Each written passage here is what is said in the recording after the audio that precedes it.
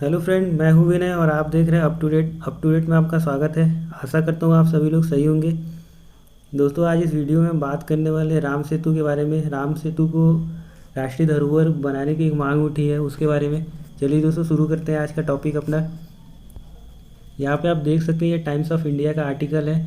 Ram Setu should be declare a national monument, union cultural minister Prahlad Patel ji. Prahlad Patel ji का यहाँ पर फोटोग्राफ देख सकते हैं। ये दोस्तों भारत सरकार में कल्चर एंड टूरिज्म मिनिस्टर हैं। इन्होंने एक डिमांड रखा है भारत सरकार के सामने कि जो हमारा राम सेतु है उसको भारत का राष्ट्रीय धरोहर घोषित किया जाए, ताकि उसका जो प्रिजर्वेशन है और उसका जो रख रखाव उसको अच्छे से किया जा सकता है, और वहाँ पे जो कल्चरल टूरिज़्म है उसको बढ़ावा दिया जाए। और इन्होंने यही नहीं, भारत सरकार के सामने ये भी प्रपोजल रखा है कि इसको राष्ट्रीय धरोहर के साथ साथ इसको यूनेस्को का वर्ल्ड हेरिटेज भी घोषित कराया जाए। यूनेस्को अगर उसको वर्ल्ड हेरिटेज का टैग देता है तो काफ़ी अच्छी बात है। इससे वहाँ का जो टूरिज़्म है, कल्चरल टूरिज़्म है, उसको बूस्टअप मिलेगा और ये एक वर्ल्ड हेरिटेज हो जाएगा। इसका रख रखाव भी अच्छे से होगा, इस पर फंडिंग भी मिलेगी यूनेस्को के द्वारा, ताकि उसको प्रिजर्व किया जा सकते हैं, इन फ्यूचर में उसको कोई नुकसान ना हो। यहाँ पे बात करते हैं कि उसका लोकेशन कहाँ है, राम सेतु इस समय स्थित कहाँ है, बना कहाँ है राम सेतु। दोस्तों, दक्षिण भारत में आप चलेंगे और श्रीलंका, दक्षिण भारत और श्रीलंका के बीच में पाल्म गल्फ ऑफ मन्नार, ये एरिया जो कहलाता है ना दोस्तों, गल्फ ऑफ मन्नार है। गल्फ ऑफ मन्नार में के बीच में यहाँ पे आप देख सकते हैं, ये हमने लोकेट किया हुआ। इन दोनों के बीच में एक ब्रिज है, मैनमेड ब्रिज है।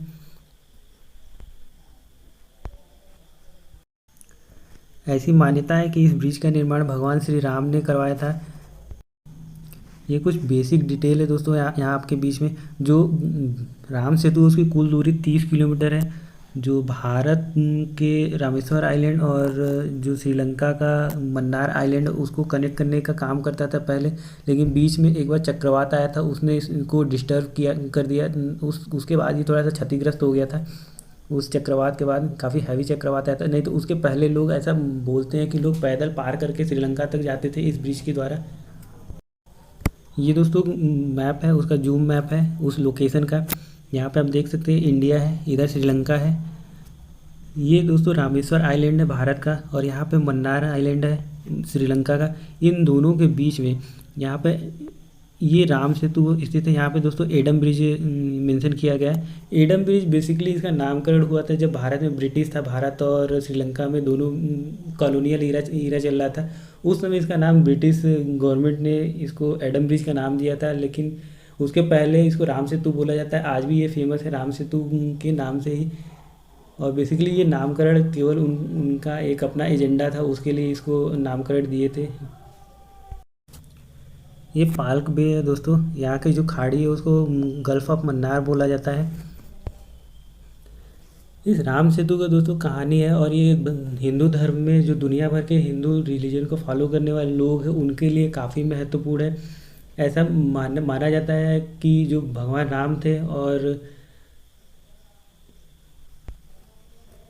लक्ष्मण जी थे, हनुमान जी थे, जब उन्होंने लंका पे चढ़ाई करने के लिए गए थे, उस समय की बात है जब रावण ने सीता माता को हरण करके लंका के अशोक वाटिका में छुपा के रखा था। ये उस समय की घटना है जब वानर सेना बना के भगवान श्री राम समुद्र को लांघने के लिए प्रयत्न कर रहे थे, लेकिन नहीं हुआ।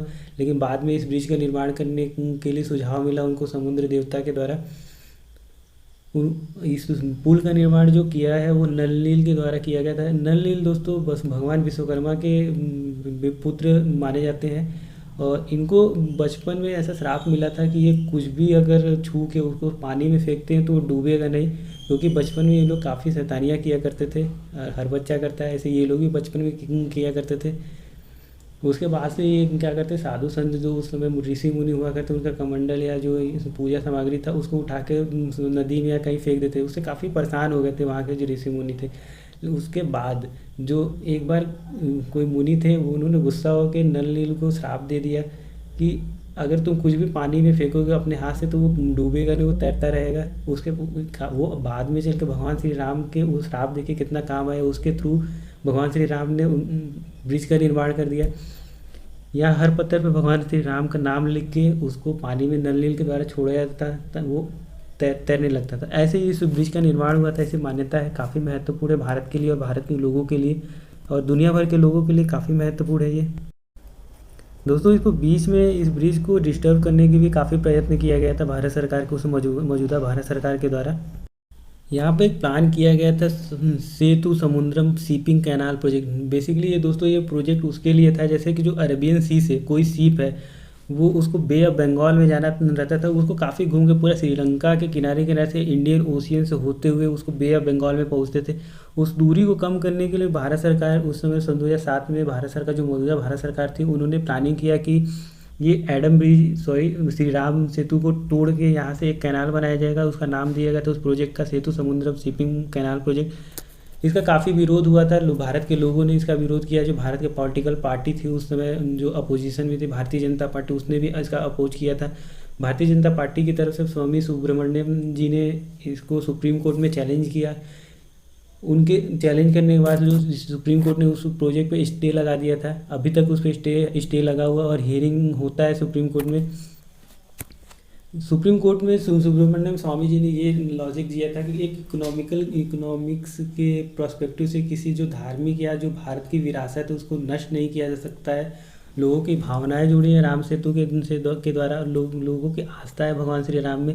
ये काफ़ी सही बात है कि अगर राम सेतु टूटता है तो जो लाखों सालों की हजारों वर्षों की जो विरासत है भारत का वो नष्ट हो जाएगी। नवंबर 2018 में सुप्रीम कोर्ट ने भारत सरकार से ये पूछा था कि आप इस प्रोजेक्ट के बारे में कुछ आगे प्लान कर रहे हैं कि नहीं कर रहे हैं। तो इसके जवाब में सुब्रमण्यम स्वामी ने जवाब दिया था कि जो मौजूदा भारत सरकार है नरेंद्र मोदी की, वो इसको डिस्टर्ब नहीं करेगी बल्कि इसको भारत का राष्ट्रीय धरोहर का जो दर्जा है उसको वो देना चाहेगी। यहाँ पे आप देख सकते हैं सेंटर बार एंड बेंच का ट्वीट है। Centre tell supreme court it will not touch Ram Setu, will explore alternate way for shipping canal project file. यहाँ पे बेसिकली ये बताने की कोशिश करें कि भारत सरकार उस राम सेतु को डिस्टर्ब नहीं करेगी, कोई अल्टरनेटिव कोई दूसरा वे यूज करना चाहेगी कि उसको डिस्टर्ब किए बिना जो अपना रूट है शिपिंग का उसको बनाए ताकि जो जो लोगों को दिक्कत हो रही समय उसको कम किया जा सकता है। ये अच्छी बात है कि जो विरासत है उसको प्रिजर्व किया जा रहा है।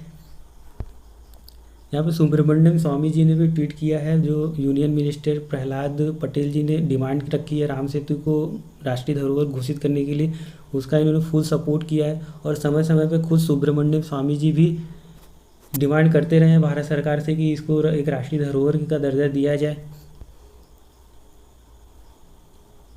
इस राम सेतु जो दोस्तों है दुनिया में काफ़ी चर्चा का विषय भी बना रहता है। अभी भी इस पर कंट्रोवर्सी बनी हुई है कि ये मैन मेड है या नेचुरल है। ये जो राम सेतु का इस पर काफ़ी स्टडी हुआ है, या फिर नासा ने भी रिसर्च किया है और Indian geological survey of India ने भी किया है। और जो भी इसमें ये लोगों को पता करने के लिए बहुत की कोशिश की गई है कि भगवान जो ऐसी मान्यता है कि ये भगवान श्री राम के द्वारा बनाया गया ये एक्चुअल में सही बात है या नहीं बात है या फिर ये नेचुरल है। लेकिन यहाँ पे आप देख सकते हैं sensation science so claim the Ram Setu is man made. यहाँ पे बहुत से ऐसे आर्कियोलॉजिस्ट हैं जो क्लेम किए कि मैन मेड है, क्योंकि वहाँ पे जो पत्थर पाए गए या जो मटेरियल वहाँ पे मिलते हैं वो नेचुरल जो वहाँ के रिसोर्स है उससे काफ़ी नए हैं। इससे जो वहाँ का जो कार्बन डेटिंग से उसका डेट पता चला है, उसमें लोगों को पता चला है कि ये जो वहाँ का नेचुरल जो जियोलॉजिकल कंडीशन है और जो उस ब्रिज के आसपास जो स्टोन वगैरह या सैंड वगैरह मिला उसके एज में काफ़ी डिफरेंस है। इससे लोग अनुमान लगाते हैं कि जो मैन मेड इसको बताया जाता है बहुत से सर्वेयर के द्वारा या जो जियोलॉजिस्ट है उसके साइंटिस्ट के द्वारा। ये दोस्तों एक प्यारा सा फोटोग्राफ है आपके लिए, हमको अच्छा लगा इसके लिए आपको उनके साथ शेयर कर रहा हूँ। ट्रू लव सिंबल मतलब भगवान श्री राम ने माता सीता के प्रेम के लिए समुंदर को लांग दिए और उस समय दुनिया का पहला ब्रिज बनाने का खिताब भी अपने नाम पे लिया। दोस्तों ये वीडियो कैसा लगा इसको अपना कमेंट बॉक्स में अपना व्यू दीजिएगा और देखते हैं कि आगे भारत सरकार राम सेतु को राष्ट्रीय धरोहर का दर्जा देती है या नहीं देती है, या आगे क्या डेवलपमेंट होता है इस मुद्दे को लेके। सुप्रीम कोर्ट में जो मामला चल रहा है उसमें क्या होता है, ये देखने वाली बात है आगे क्या होने वाला है। आपको छोड़ जाते हैं इस प्यारे से फोटोग्राफ के साथ और आशा करता हूँ आप हमारे वीडियो को लाइक करेंगे, शेयर करेंगे एंड सबसे बड़ी बात हमारे चैनल को सब्सक्राइब करिए। Thanks for watching, God bless you all.